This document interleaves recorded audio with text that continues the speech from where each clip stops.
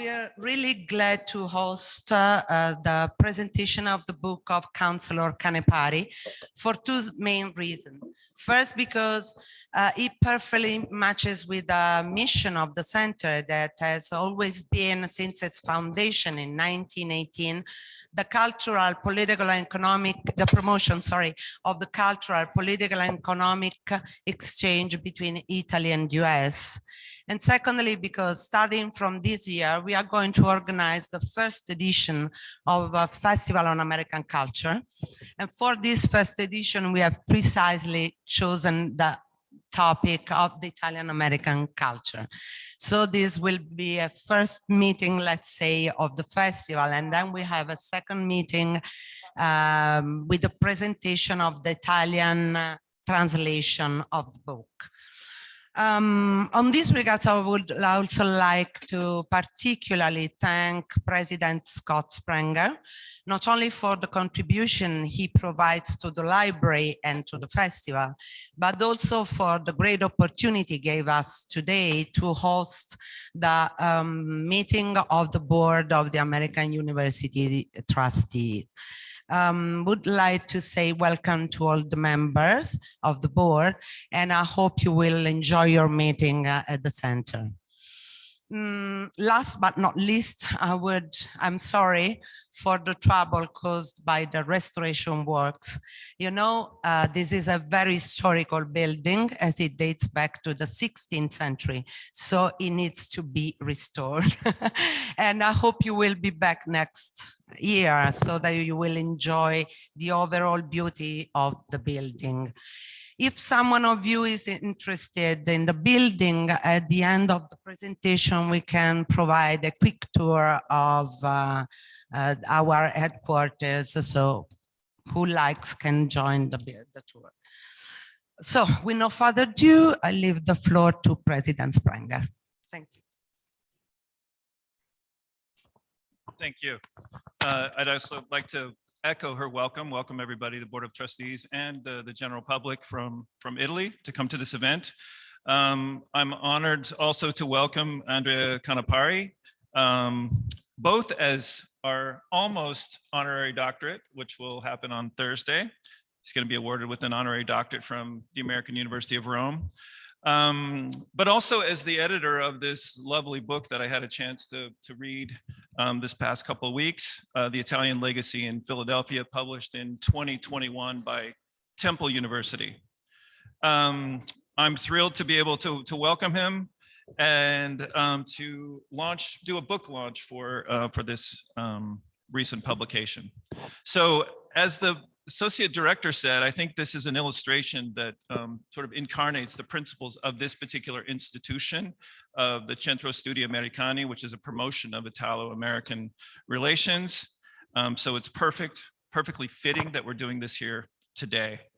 In addition to Mr. Andrea Canepari, I want to also introduce a panel. So we're going to have a panel discussion.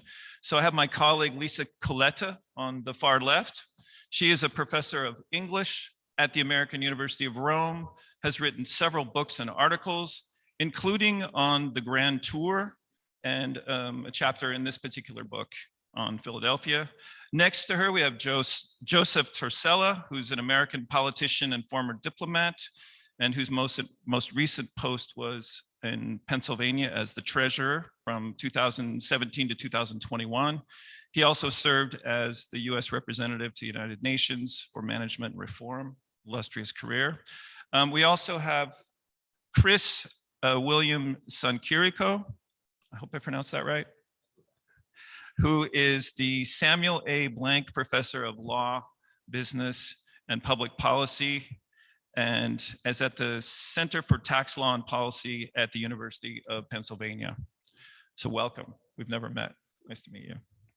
And in addition to the editor and the contributors, we have a moderator of this discussion, Neil Tanner, who's a Senior Vice President at Cigna Insurance and is also a board member of American University of Rome.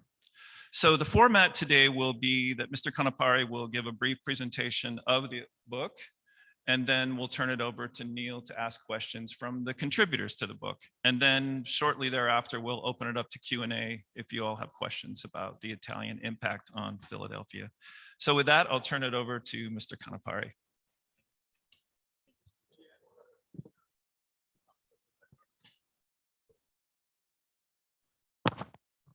Buongiorno, good morning, everybody. I'd like to thank the director of the Center for American Studies of Rome, Roberto Scala, for hosting us, and Associate Director Giusy DeCio for her kind words.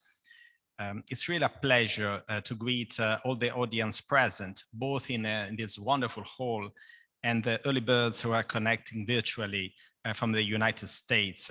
And also here with special mention to ambassadors, Ambassador Raful, and all the diplomatic corps. I especially thank the American University of Rome, its president, Dr. Scott Spangler, for organizing today's presentation, for his very kind words, and also the Board of Trustees for attending. I thank both the president and the board also for conferring on me tomorrow the 2022 honorary doctorate, for which I'm deeply honored and grateful. We are here today to present the book, The Italian Legacy in Philadelphia, History, Culture, People and Ideas, a book project born in 2016, and which is now published by Temple University Press in the United States. And the Italian edition of the book will be ready this year and will publish by the Italian Encyclopedia Institute Treccani. It's a great honor to be in a panel which will be moderated by Neil Boyden Tanner, Vice Chair of the University and General Counsel of the insurance giant Cigna. I thank him for moderating this panel on the book today, in which 3 authors are also participating: Lisa Colletta, Torsella, and Chris Sanchirico. A double thanks to them for being present here today, for believing in the book project, and for accepting to work together with other 30 authors from different American institutions to sketch in the book a symphony of different voices, all narrating different aspects of the rich cultural, economic, and academic dialogue between Italy and the Philadelphia region. When I assumed my duties as Consul General in Philadelphia, I realized that there was a huge heritage of friendship between the Philadelphia region and Italy, cemented by countless cultural, artistic, social, and historical ties that were nevertheless not understood in their entirety. I thought it was my duty as Consul General to make this heritage of relations known by having scholars from different institutions to tell different aspects of the same story, creating a rich and productive dialogue. The project involved various universities, including 2 Ivy League universities, such as University of Pennsylvania and Princeton, the great museums, and the great cultural institution of the Philadelphia region. As co-editor of the book, I had the honor to partner with a great scholar, Dr. Judy Good, Professor Emerita of Temple University and former president of the Society for the Anthropology of North America. The aim of the book and of the project was to present in a systematic way the story of Italian American in Philly. But it was not only the history of that community. We wanted to tell how the city of Philadelphia had become such a cosmopolitan city and tell it through the lenses of Italianness. We wanted to look at how the Italian American community had changed and impacted the rise and shaping of the Philadelphia region. The book and all the initiatives were entirely financed by private American sponsors, such as American Airlines or KPMG USA, with the only exception of Fedegari Technologies, an Italian technology company in the pharmaceutical sector with a branch in the Philadelphia region. And I thank President Giuseppe Fedegari for being here today with us. I'm highlighting the contribution of the American sponsors to show the wider support enjoyed by the book and by the project, which was perceived as open not only to our old and new Italian American community in the area, but also as open to that vast world of friends of Italy. This is why the participants to the cultural activities organized by the consulate were not only the important cultural centers, university, national parks, museums, and Italian-American associations, but also associations such as the American Jewish Committee or the Anti-Defamation League, who had grasped the extremely inclusive and not ethnic character of the Italian events in Philadelphia. The cultural initiatives became a tool to internationalize the region through the illustration of the Italian roots in Philadelphia and gave the opportunity to have discussions, for example, about human rights and the common values shared with the United States. This is why I emphasize how the largest funding for the book came from a state, from the Commonwealth of Pennsylvania, which in its budget bill, in a bipartisan intervention, exceptionally provided a significant grant to this Italian initiative and to the book. We believe that there is an Italian Philadelphia, to quote the article, a big article actually, written by Paolo Valentino on Corriere della Sera. One of the two journalists, together with the Pulitzer Prize Inga Saffron, who wrote about the initiative and then decided to write in the book. Back in 2014, together with 50 private and public organizations, the Italian Consulate General promoted and organized the first week of cultural events, celebrating the ties between Italy and the Philadelphia region. The week became immediately a month of celebration known as Ciao Philadelphia. Today, Ciao Philadelphia is in its 8th year and has become a permanent annual framework of events where the protagonist is the Italian-American community and how it has contributed to what the region of Philadelphia is today. Ciao Philadelphia, back in the days when I was Consul General and the honor of having a special guest, two Italian ambassadors at the time, His Excellency Claudio Bisogniero and then His Excellency Armando Varricchio. Today, Ciao Philadelphia can count on the important presence in Washington of the ambassadors Her Excellency Mariangela Zappia. There were hundreds of events as part of Ciao Philadelphia, but I want to remember just one, a particular conference in the Consulate General virtually connecting Philadelphia with Rome and with the Janiculum Hill, with professors and students from the American University in Rome. Today, after the pandemic, we are all used to connect virtually, organizing conferences such as this one, attended by people from all over the world. But back in 2015, it took the determination of Lisa Colletta and Maurizia Garcia from the American University of Rome, which I'm really pleased to see again today, and that I thank, to organize that virtual conference and help creating a living bridge between Italy and the Philadelphia region. The living bridges created through the history between Italy and the Philadelphia region are recounted in the book with a rich photographic apparatus, using archival but also artistic photo by the Italian photographer Joe Martorana, with the aim to photograph Philadelphia as well with an Italian eye. I'm very happy that thanks to you today, we are having the opportunity to tell some of the pages of that story of friendship and collaboration between Italy and Philadelphia. As I speak to you today, I have the great privilege of working in the structure headed by Ambassador Lorenzo Angeloni, which is dealing with the promotion of economic opportunities abroad through the lenses of Italian culture as well. With Minister Cecilia Piccioni, the idea is to create integrated promotion initiatives. It has initiatives as this one that we are discussing today, which start with a cultural element and then open doors to create actual economic opportunities. The founder of a bank, private bank in the US, offered me a slogan that seems to me that perfectly summarize both the book and the spirit of all these Italian initiatives, and also of this conference today. He said, Italy and Philadelphia perfect together. I think it's a beautiful concept. And our book and also today's conversation, I think will explain why. In general, I believe that you want to create opportunities in the future. If you want to do that, you have to know the past in order to understand the present. All the people here today, the people highlighted in the book are living bridges between the past and the future, not just between sides of the Atlantic. Making these stories, their stories known, has created awareness and allowed the realization of concrete initiatives, such as the first transatlantic medical degree between the Jefferson University and the Catholic University Policlinico Gemelli in Rome. This is just one of the many examples of bridges that can be created.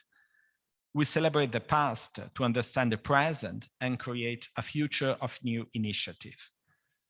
I'd like at the end to thank especially my wife, Roberta, who helped me tremendously in shaping all this initiative, my father who support me. This is also, as you know, an Italian event, a family initiative. Everybody participated.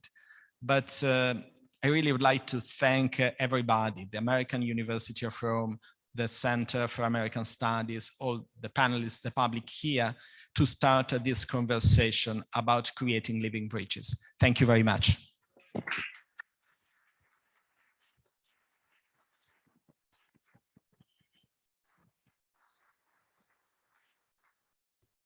Thank you, Andrea. Buongiorno, everyone. Good morning, good evening, good afternoon to those joining us from around the world via Zoom. This is quite the room that we're in here for those of you that can't see it online, a wonderful place, and I'm thrilled to be here to kick off this discussion. Now, some of you may be wondering, why is this insurance executive moderating this panel? Well, it's actually because I actually connect in one way or another to everyone on this panel. So I'm pleased to call Andrea a friend from many years ago when he was stationed in Philadelphia. Chris and I have affiliations with the University of Pennsylvania, the Ivy League institution in Philadelphia, and I know members of his faculty quite well. Lisa Colletta, obviously professor at American University, former dean, and I've been vice chair and member of the board for over a decade, and I can honestly say one of my favorite members of the faculty, so welcome. And then lastly, Joe Torsella, who I've known for a number of years, was the treasurer for Pennsylvania, which is my home state, friend, fellow board member, and next door neighbor. So, and Joe promised me that if I did this today, that he'd keep his dogs off my rose bushes. So, but in all seriousness, I do hope this will become an open discussion and that you'll all have some questions as well. But to kick us off, I thought I'd just kind of go down the line. And the obvious place to start, Andrea, is with you. And you talked about the writing of this book. You felt it was a duty. And I'm curious, what was your inspiration for this amazing book? What really kicked off the idea? The idea, thank you, Neil. The idea came after hundreds of meetings with the Italian-American communities, the great institutions, friends in this panel.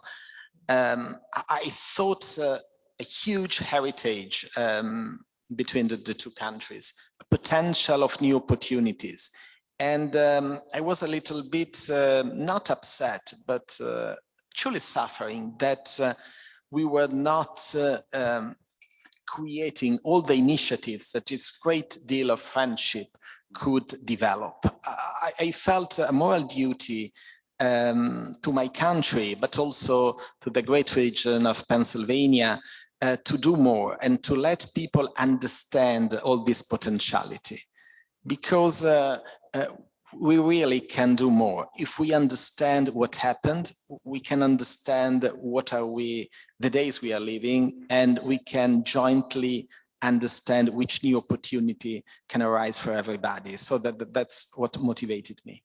No, that's great. And I can attest as someone who has strong affiliations with Italy and as a native Philadelphian, I learned so much from the book that I had no idea so many of those connections existed. So I definitely think you met that goal. I'm happy.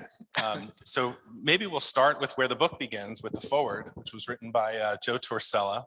And Joe himself is a former diplomat. And Joe, in your foreword, you talk about how you viewed this book as kind of a continuation of the great diplomacy started by Andrea when he was in Philadelphia. And I was wondering if you could talk a little bit more about what you meant by that. Sure. For the record, I made no such promise about dogs off his lawn. And also, it's very generous to include me as a, quote, contributor to the book. I wrote the foreword, unlike the actual authors here.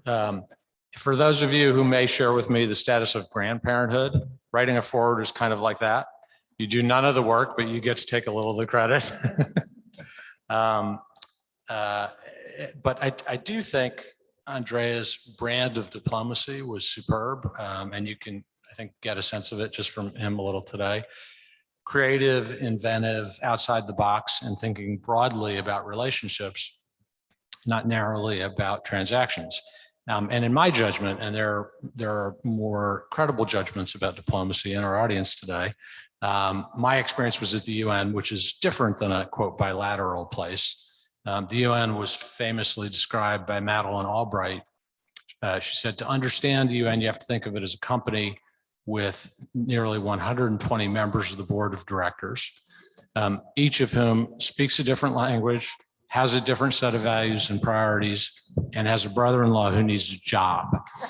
But even in my time at the UN, what was clear to me is that the kind of conception we all have of diplomacy, that it exists to simply represent a point of view or to affect a particular interest or transaction, is narrow and usually ineffective. That the better way with most things in life is to build relationships before you need to draw down on them, and to think about that broadly. And what Andrea has done with this book, I think, is exactly that. The State Department for years, I think they still do, has a public diplomacy section, understanding that when you kind of broaden and deepen the connections, either between two nations or with a multilateral institution, that you create circumstances in which making a difficult request becomes a lot easier for people to say yes to. And in some ways, I think that's what this book does. It takes, and it's very tempting for cities or places with large Italian American populations to think of just that as the contributor to the place. And what the book does, for those of you who've read it will know, those of you who haven't, you should, is kind of explode that and sort of look back and forward in time, and look across sectors that you'd never expect. And understanding that in Philadelphia and to some degree also in Pennsylvania, the connections are so long, they go back to colonial times, and they're so broad, they're in all these surprising places. And the effect of that, I think, and the work around the book is to create in the reader an appreciation for something that was kind of a, sort of narrower. I always thought Andrea, and maybe more importantly, Roberta, were diplomats, extraordinary diplomats, because that's what they did. And they did it in, as I said, these very creative and unusual ways, that made it very, very, very hard for anyone in public life, as I was at the time, to say no when he came with an official request of any kind. So I think it's a superb book. It's an interesting illustration of the depth of these connections that most of us, even those of us who are native Philadelphians, Pennsylvanians, didn't understand. And a real tribute to him as an author and a model, I think, for a way to approach diplomacy that's effective and interesting. Thanks, Joe. And I couldn't agree more. This book, I mean, you could look at it through the diplomatic lens, through a beautiful coffee table book, to a serious academic work. And, some of the members of this panel did incredible amounts of research and wrote some really fascinating pieces.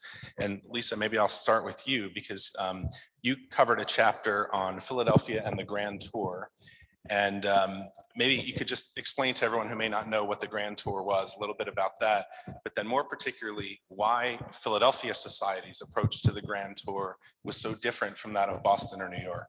Okay, I can get my microphone to work. Okay.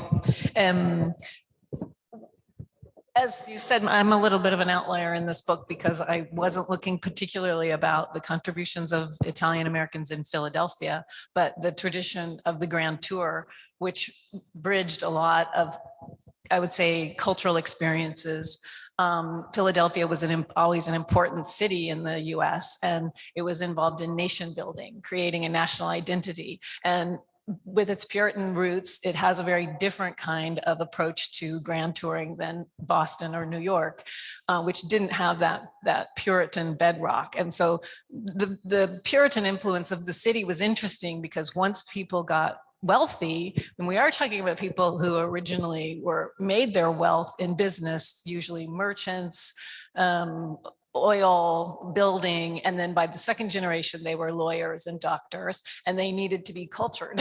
And so they sent their mostly sons to the continent to get a little culture. Not too much, because they didn't want them to be seduced by the pleasures of a Catholic Italy. So there was a lot of tension among the old Philadelphia families that went to Italy and what they were exactly supposed to do when they got back. It was a very different model. Most of my work actually deals with the British tradition of grand touring, but mostly legacy, the legacy of the grand tour and how that has gone on to affect ideas of what Italy is and how it fits onto the world stage, always often being defined by other people. Italy is inherently this. Italy is a land of contradictions. The British seem very confident in writing books about what Italians are like. And so I was kind of fascinated. It comes from their roots in grand touring. So that's mostly my interest. But this particular one was interesting because I didn't know a whole lot about Italians in Philadelphia. I knew from family, we're all Italian Americans, it seems like, so we have family spread across the East Coast. But the old touring families went to Italy with a specific kind of mission. They were sort of sent with their sons to bring back a certain kind of culture, because it wasn't just enough to found a nation on mercantile principles. There needed to be, we're talking about the early part of the 20th century, late 19th, early 20th century. And so by that time, the third generation of these captains of industry needed to go and bring back some culture, not too much, because they didn't want them to stay, which a couple of them did. And some of the more interesting stories are those that decided not to return and stay in Italy and live a kind of decadent and luxurious life, which wouldn't have gone over very well in Germantown. Okay, it wouldn't have gone over very well in Philadelphia. So that was the main idea, to come back. And the legacy of their trips abroad, they're learning about the cultures. Paris was the place where you went to sort of get manners, but the main focus of the Grand Tour was always Rome, more than Greece even. This was seen as the foundation of Western civilization, and it's where you went to get cultured. And oftentimes the Americans and the British saw themselves as inheritors of that empire, and they needed to have the kind of cultural capital in order to build that city on a hill, in order to transfer those values to the new world. So a lot of them sent their sons mostly back, and many of them really contributed, as I say in the book, to the cultural life of Philadelphia. They founded orchestras. They founded the first zoo. They founded the Athenaeum. They were involved in really building a cultural part of Philadelphia that needed to be done. And so they did their job. They were supposed to go back and acquire culture and bring it back in a particularly American way. So that's my interest. And I would just like to say one thing. I really want to thank Andrea for doing this, because if anyone's ever edited a book, it's the worst experience in the world. It's like, 30 contributors. I couldn't believe it. It's easier to write your own book. And it's really a lot like herding cats, and your grace and patience was much appreciated. And if I could say one more thing, because I feel a bit of a fraud in this group, but I would like to also think, in addition to President Springer, our former president, Richard Hodges, who was the one who introduced me to Andrea, and he was the former director of the Penn Museum. So if anyone should be up there, it should be Richard and his legacy, speaking of legacy, of the sort of cultural connections he's forged. I think we still are living in it with AUR and the importance of those. So I wanted to thank him in absentia, because that's how I met Andrea. So I don't know if that answered your question. You wanted me to talk about George Wirtz, who's the most interesting. I'll come back. Okay. Come back to that. No, but thank you, Lisa. And actually the segue to Penn is perfect. We turn to Chris, who actually did 2 chapters of the book and on very different topics. I thought maybe we would start with the chapter on jazz. I'm a big fan of jazz, but I had no idea of the connections between Italy and Philadelphia in regards to jazz. I certainly knew who Eddie Lang was, but I did not know his real name was Salvatore Massaro. That was news to me in reading your chapter. I was wondering if you could just talk a little bit more about these connections to the father of jazz guitar and generally jazz Philadelphia, Italy. Yes, Salvatore Massaro, Eddie Lang, is regarded as the father of jazz guitar. And I guess the question is, why would that be? I think if you were listening to a small ensemble or a jazz band before Eddie Lang, you'd see a banjo.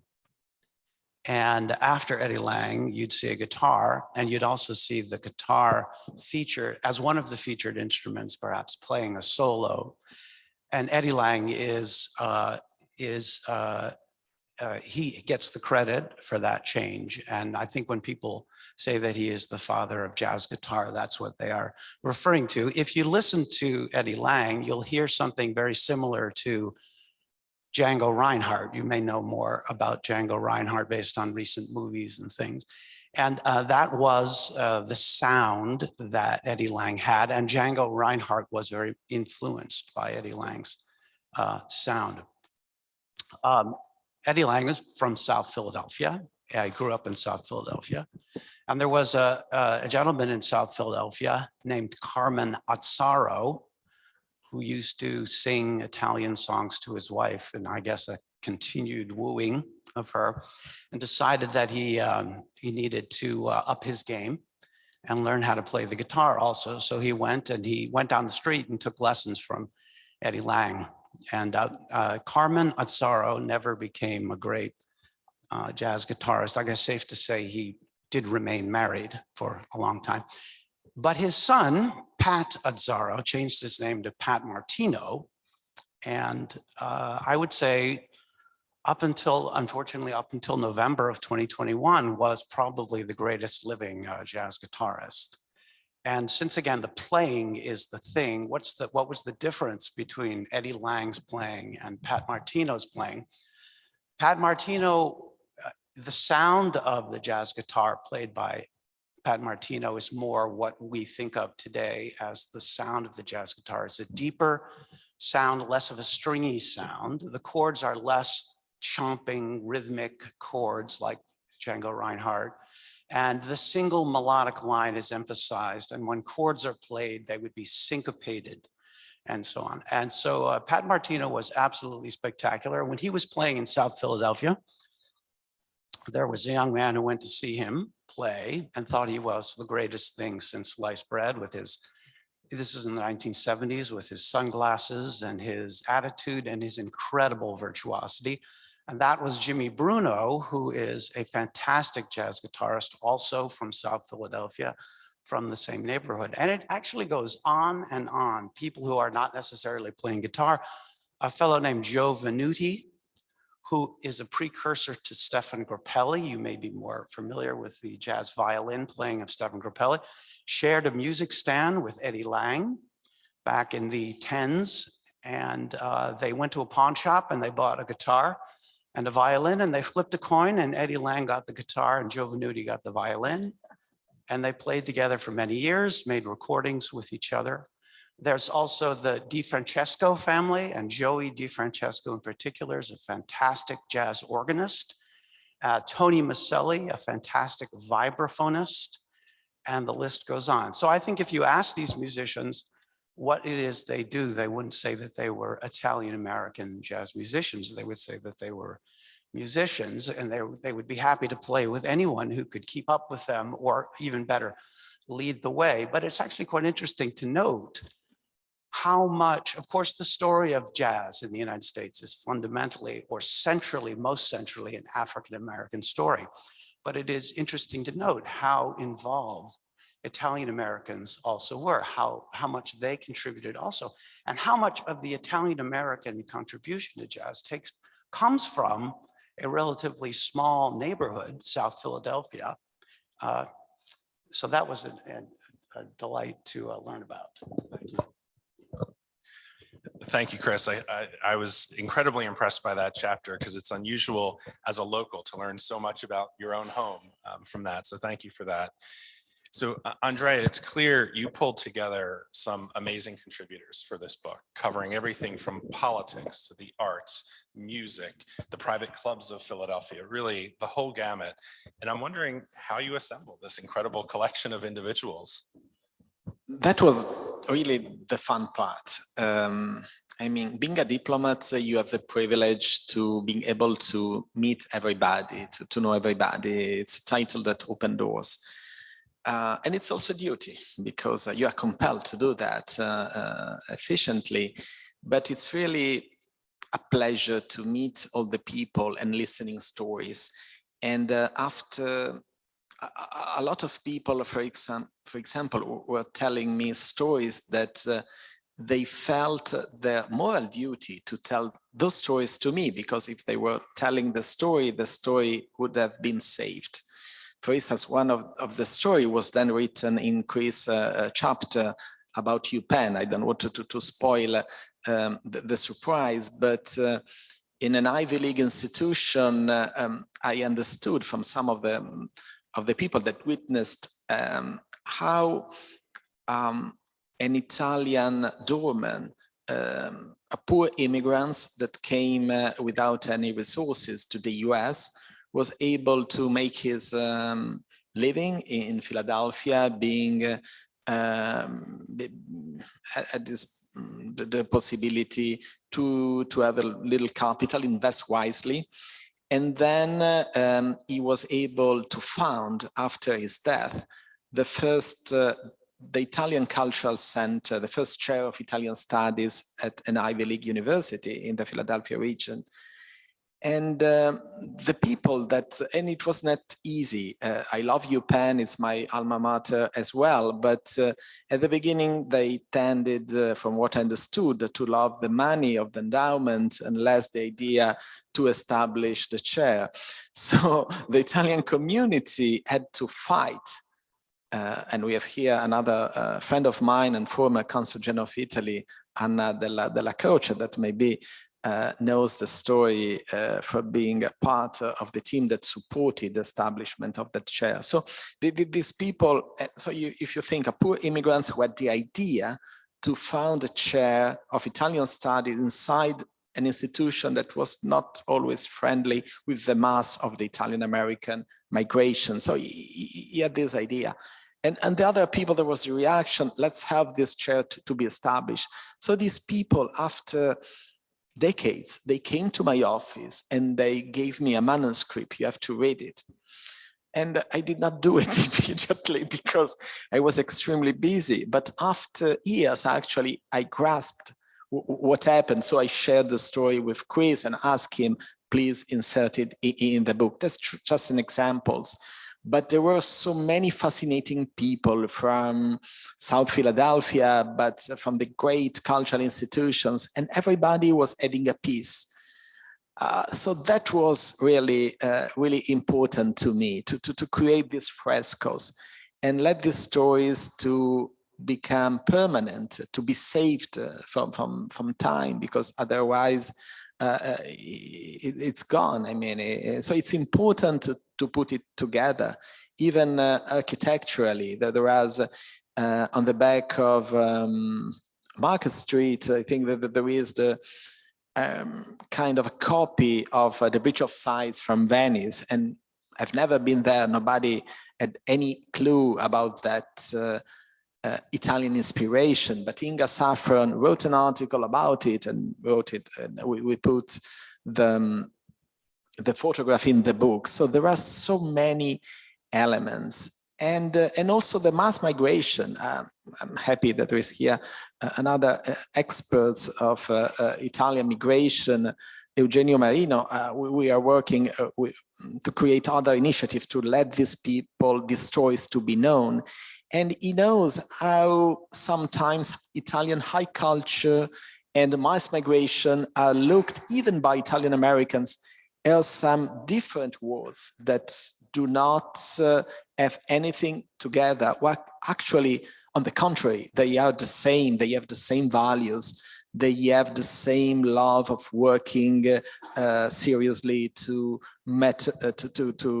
respect the family and create a better place for the family and for the society. It's how Philadelphia was improved, in a sense, by Italian Americans. So knowing all these stories, listening these symphonies from so many voices, then we had to work to put it in a book. So we did with events, and we had hundreds of events from all the institutions that they wanted to be part. But then I felt the moral duty, let's write the book.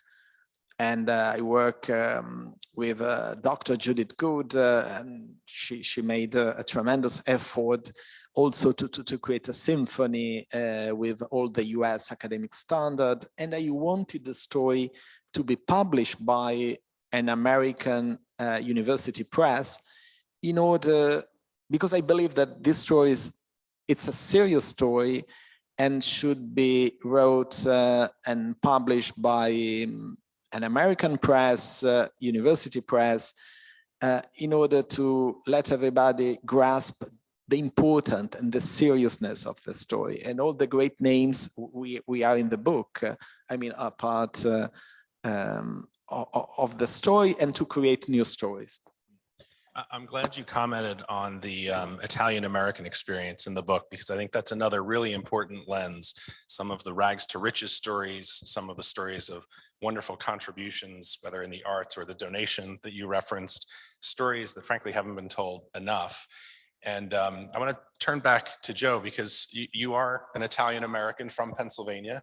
And I was curious about your reaction to the many stories of the Italian-American experience, and maybe how that might relate to you or your family. Sure. Well, yeah, and I live outside of Philadelphia now, but I grew up in a different part of Pennsylvania, which has a very varied sort of geography, social and political, in a small town in the central part of the state called Berwick, Pennsylvania. Pennsylvania broadly, you can think of as Philadelphia, Pittsburgh, which has a much more Midwestern quality, and then what sometimes, usually by political commentators, gets lumped together as the rest of the state, which is very rural and different. And I grew up in that part and have been a Philadelphian by kind of adoption roughly since my college years. But the elements of this story were broadly true in the part of the state that I grew up in, and are broadly true in Western Pennsylvania, which also has a large Italian-American population, but with some differences. Philadelphia, I think you have to appreciate for the early United States, Philadelphia had extraordinary importance in every kind of way. Philadelphia was the largest city in the British Empire outside of London at the time of the American Revolution, larger than anywhere else, including in what's now the UK, and was often called the New Athens. And I think because of that, there's sort of there's this back and forth between Philadelphia and one of its kind of model cities, Rome, in a way that might not have been true in the rest. Put it this way, in the town I grew up in, of 5,000 people, Berwick, Pennsylvania, no one in any generation went on a grand tour. But so Philadelphia, though, does have this, and we think of it now, it's a wonderful city, but try and understand what it was for most of its early existence, which is a kind of New World Rome. And I think that's sort of a special overlay. I think the other thing that might be a little different, one of the wonderful things about this book is it says the way we think of kind of the Italian influence in any part of the United States tends to be thinking about immigration and the surge of immigration at the end of the 19th and early part of the 20th century. And that's understandable, because that's probably why, that's where most of us, can date our Italian-American status to. And it's wonderful, but to some degree that obscures this longer, bigger tradition of Italian and American exchange of influence that has literally shaped the entire world around us, whether it's, architectural and Palladian design, whether it's political concepts, whether it's fashion or commerce or jazz. And all those things were true in the part of the state I grew up in. I mean, the founding of institutions, the prominence in commerce and politics and culture, just not in such kind of resounding and celebrated ways as they are in Philadelphia. But I think the outlines of the story are absolutely true. Pennsylvania itself has about a 10% Pennsylvanians or Italian American, and it's true to greater or lesser degrees around the state.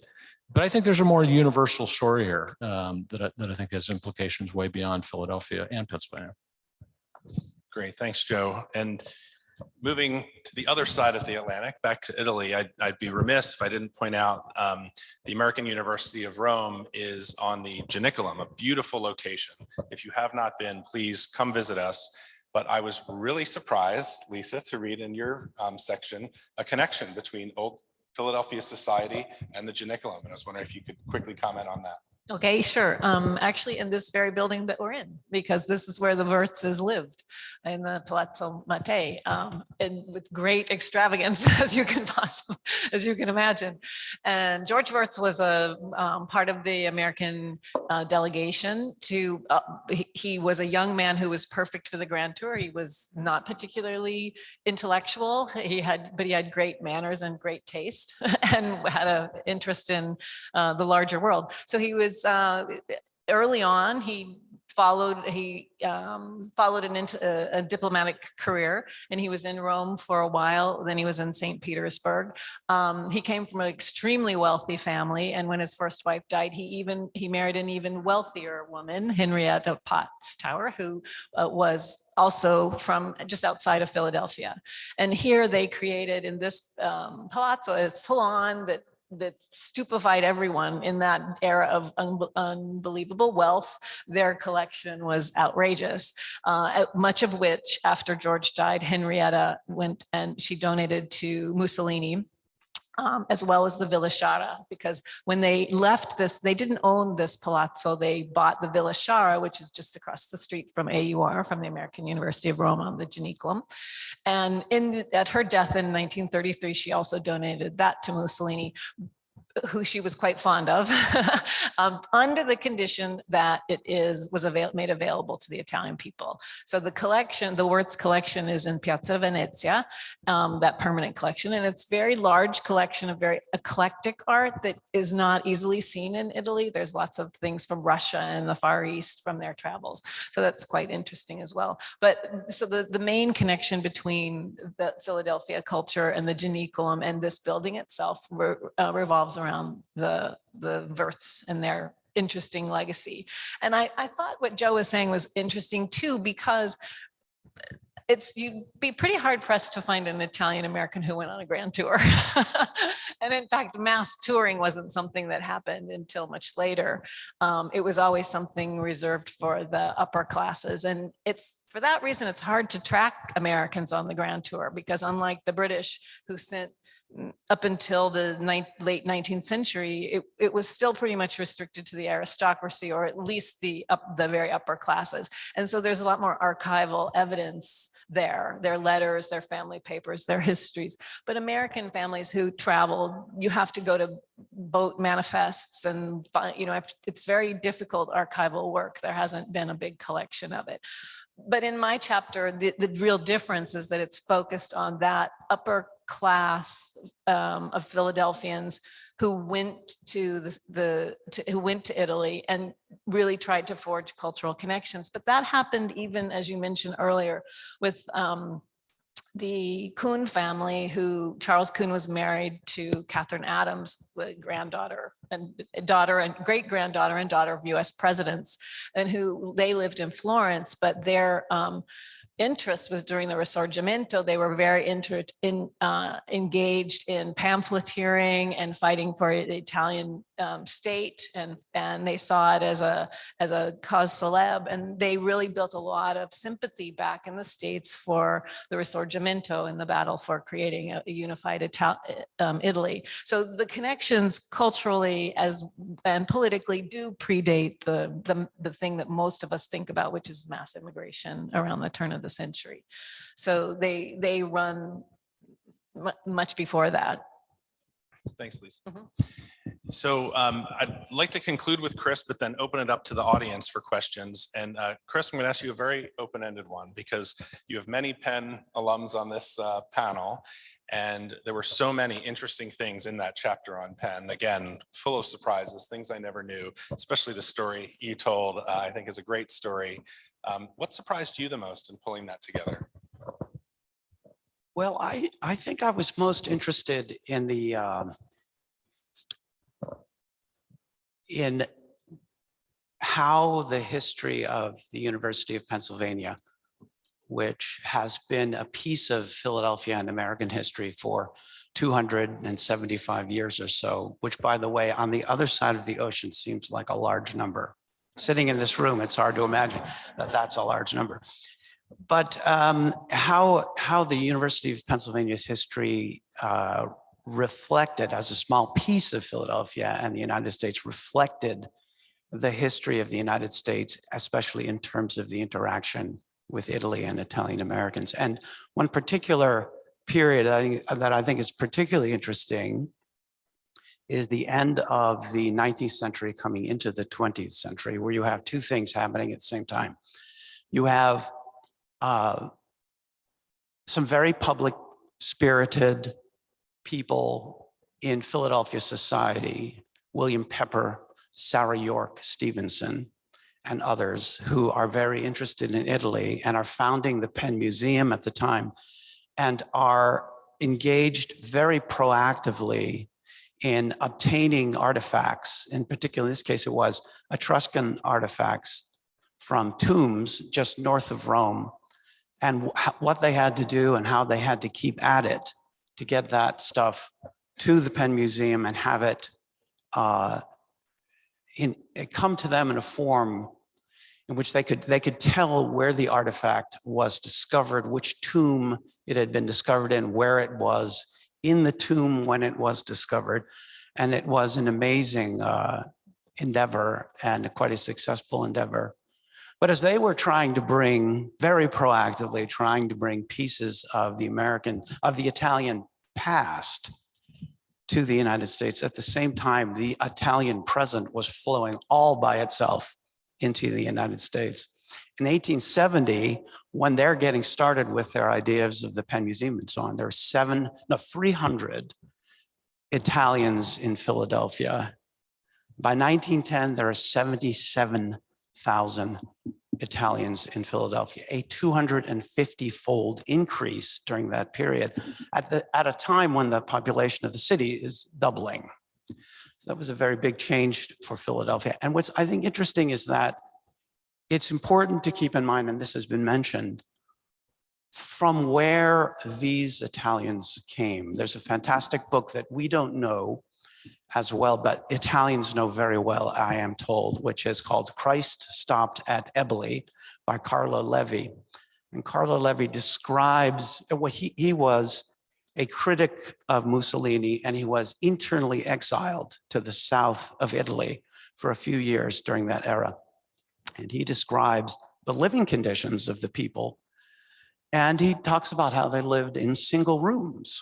So imagine your first apartment, the studio apartment you got right after you graduated from college, except your entire family lives there with you, and all of your livestock are also living there with you in that one room apartment. That's what it was like.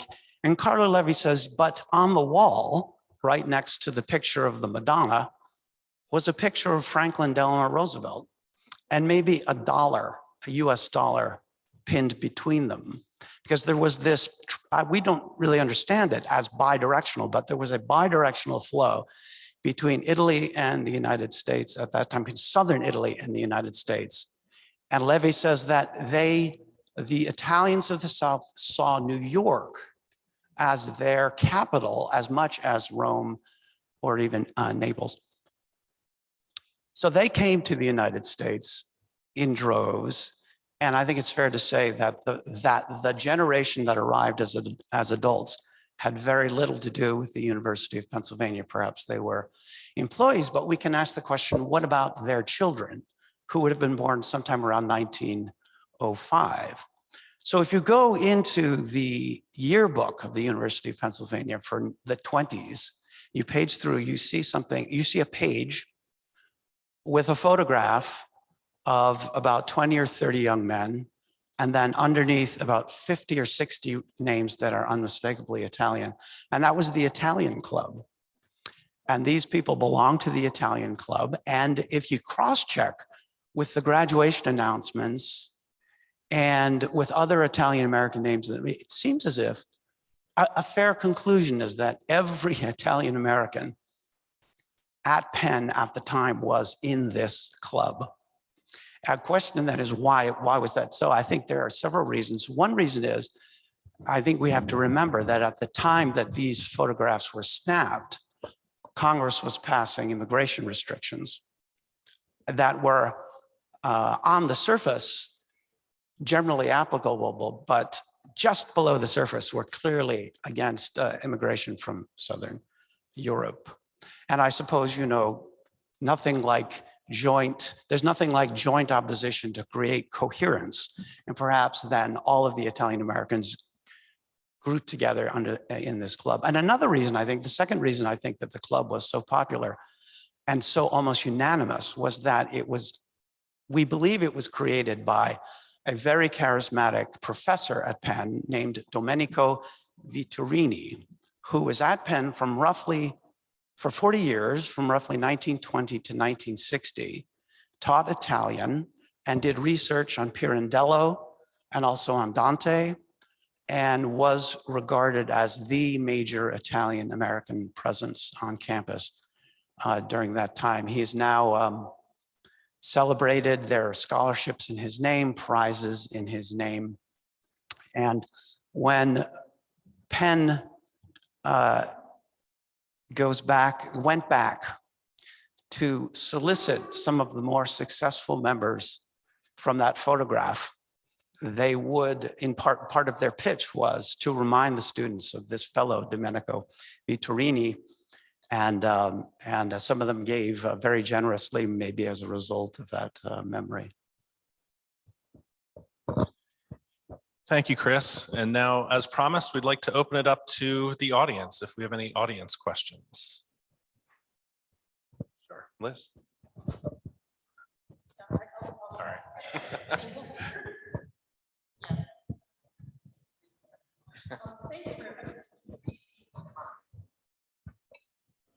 Oh, they can't hear on the video. Thank you very much for this. It was really interesting, and it sounds like you all uncovered stories that you maybe hadn't anticipated uncovering. I'm wondering what the reaction to the book has been in Philadelphia, and if people are still are pursuing other stories, or where you see this going, because while it is apparently a beautiful coffee table book, it also sounds like there's a lot there. So thank you. No, it's a great question, because all this initiative is with the idea of creating bridges. So what's the end of the bridge?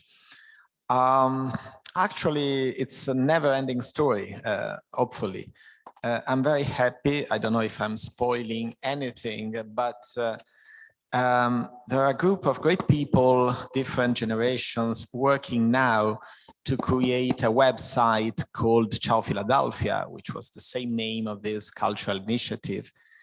And they are collecting stories, and they will announce soon this website as next step. I'm very happy that we have here the sister of one of the protagonists of this initiative, Joanna Della Valle, and her daughter Margot. I'm happy that they are here. And Joanna is sister with Stacy Storm, and they are working with the father, a great friend of mine as well, Joe Giacovini, who is a giant in the legal arena, but not only of Philadelphia. And with other great people, Dominic Caruso, former CFO of Johnson & Johnson, and who else? Philip Rinaldi, and my wife, actually, she's in the board, and Roberta and Dominic Vallucci and others are working to create this new project. So the idea is to continue, and as soon as we have awareness, knowledge, I think next step can be done. And due to COVID, we are actually just starting with presentations and public activities about this project that started in 2016. So everybody was extremely patient among the authors, but also there was huge work in doing that. So now it's time to see what the next direction will be. Thank you. Liz, can I just quickly add to that? In terms of next step, I'm just going to note the success of the Stanley Tucci series, last year's honoree. I'm going to note that AUR has a spectacular film department, and I'm going to suggest a further bridge.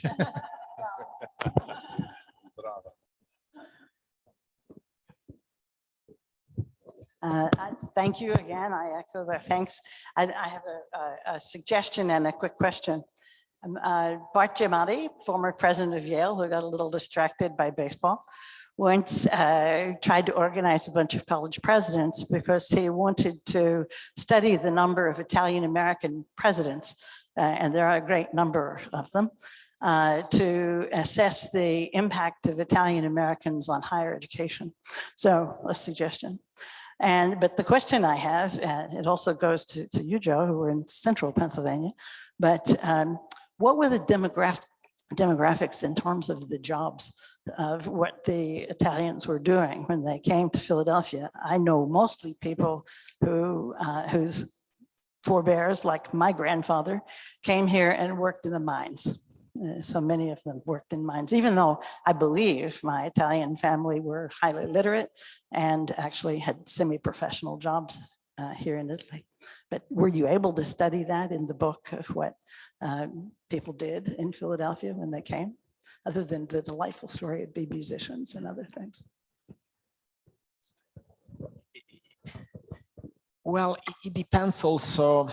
There are 7 layers of Italians that came to Philadelphia, and with very different backgrounds and expectations. So the early ones were merchants, especially from Genoa, or intellectuals who brought ideas for the new republic, and they started very successful trades. Then we have the big migration. And of course, as you were mentioning, some of them, the majority went in Pennsylvania working in the mines. I remember terrible stories. I had the duty to witness Monongah in West Virginia at the border with Pennsylvania, where one of the greatest tragedy of Italian-American miners, actually Italian miners abroad, happened. And hearing that story, it was really painful. And but from that story, success came. For instance, our friend, I'm looking at Joanna, Chuck Pennoni, his family came from Scranton, where nearby President Biden came from, Scranton, Pennsylvania, that they went to hardworking job for the mining sector. And then he created a 1,000 engineering firm, and he was president of the Association of US Engineers. So, I mean, that was possible. That was possible. All this, and now we have the doctors and scientists that are coming to Philadelphia to work in hospitals and research institute. So different backgrounds, different beginnings. It's very different to work in a mine near Scranton or Monongah, or going to Children's Hospital or some other fancy because they are research institutes, but the values are the same. Hardworking people, creating bridges, connecting through the past, even if sometimes, especially the new generations, they are not aware of that. I mean, they sometimes they don't grasp it, but actually they are part of a common part. And I believe that opportunities will arise if we have this path, if we follow institutions such as the American universities. We had great discussion with his president, how they are creating bridges, how they are mixing cultures and approach of life. So that's my take. Thank you, Andrea. I think we have time for maybe one more over here. Paula? Thank you. I'm very grateful for the last two questions because they fill out a bit of what I would like to ask. The first question asked how the Philadelphians have seen this book, and I would like to follow up with asking how Italians are seeing this book. And the second question talked about class. And I think that both of these things, now, even though I sound 100% English, which is obviously my education, I look and I listen to this with Italian ears because I'm Roman.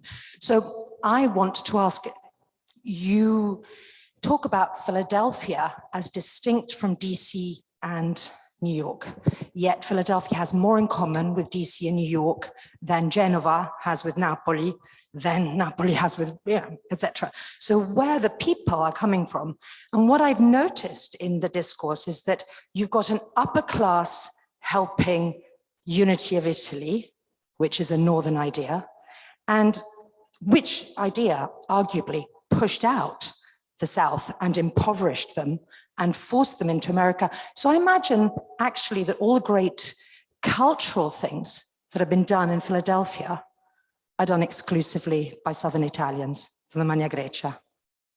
Is that right? Well, I don't think exclusively is a strong word, Okay. but I think just given the nature of the mass immigration and where it was from, as has been discussed, I mean, it has an enormous Southern Italian influence, except that when you go out of that period and you sort of look backwards and forwards, you see you see more variation in earlier periods and later periods, I think. Yeah, I'd agree with that. I also think, as Lisa alluded to, our Quaker roots make us quite different in Philadelphia from those other places. But nonetheless, I think you could argue each massive wave of immigration going all the way back from the English to the Germans, to the Italians, to modern day, the Vietnamese, and each has brought with it its own wonderful contributions to our society that have created this really unique grand experiment, as it was called by our forefathers. And I think we've all benefited from that immensely. And the Italians play no small role in that, a very big role. And I could follow up a little bit on that in the sense that there's a, as I said, my interest in actually the next book I'm working on is Made in Italy, and the way that Italy has been defined by other people and sort of consumed in that way. And so it's very interesting because even the wealthy expats that not just grand tourists, but then decided to stay, that were writing about during the Italian unification. It's very interesting because in many ways it's deeply rooted in the idea of the inheritance of the empire, of Roman Empire. Who are going to be the next? Athens on the hill. I mean, Boston calls it the Athens of America as well. Who's going to be the next one? And I would say Anglo-American culture really saw itself as the inheritors of that. So regular Italians who were there, the fact that they'd been overrun by popes and every other, king empire, a kingdom, was a sort of evidence that, well, the regular Italians aren't really the real ones. The real ones were back in history, right? And so there's a nostalgia associated always with what Italy, was and what it actually is practically. And it often overlooked the people who were in the landscape. They just sort of happened to be picturesque, and so, but the grander narratives that they were writing about empire and identity often left the regular Italian people to be represented as either shepherds or charming or rustic or more authentic than the Anglo-American world was, or thieving innkeepers or rude waiters or things like that. So they get represented in a very different way in the literature of grand tourists. I don't know if that answers your question, but And I'd like just a quick comment about Washington and Philadelphia. I do believe there is a specialty about Philadelphia. There is a monumental book, Puritan Boston, Quaker Philadelphia. It's fascinating for everybody. But just a very brief comment. I love Washington as well. I met my wife and my wedding was celebrated in Washington, D.C. So it's a city which I truly love. And actually, I co-edited another book, The Italian Legacy in Washington, D.C. in 2008. But if you go to Washington, the center of Washington, it's called downtown, as of this, all the center of American cities are called downtown. And in downtown, you basically work and you find public offices. One of the exceptions in Washington, the first building was made by Italian, and it's the Watergate, actually. It was made with capital from Vatican and Roman investors, built by a Milanese engineering company. And it's the first building in Washington with apartments, commercial offices, and shops together. But usually you don't find that in Washington. You are not used to find that in Washington since the foundation. But in Philadelphia, you don't have a downtown, you have Center City, which is, I believe, the Italian, at least I brand it as the Italian translation of Centro Città. Centro Città is a completely different concept. It's what you find here in Rome or in every city in Italy, a place where you work, you live, your shops, you have schools all together. So I think that's the symbol of how different is Philadelphia and how it was shaped by this European and the Italian influence. Thank you, Andrea. And thank you everyone for joining us today. I'm pleased to say we now have an aperitivo in the back room to which you are all welcome to enjoy with us. And I'd like to thank all of the panelists and of course, Andrea for putting this together today.